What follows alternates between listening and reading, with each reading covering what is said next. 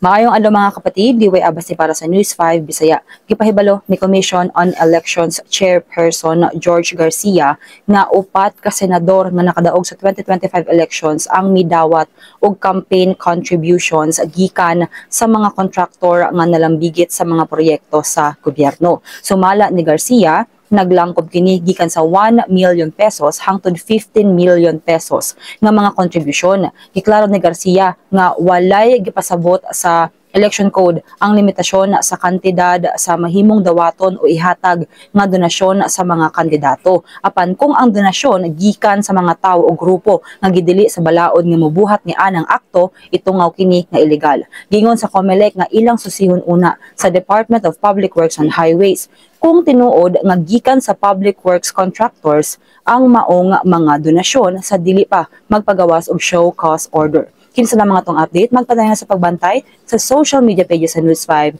para sa uban pa mga balita ug update. Amping tangtanan.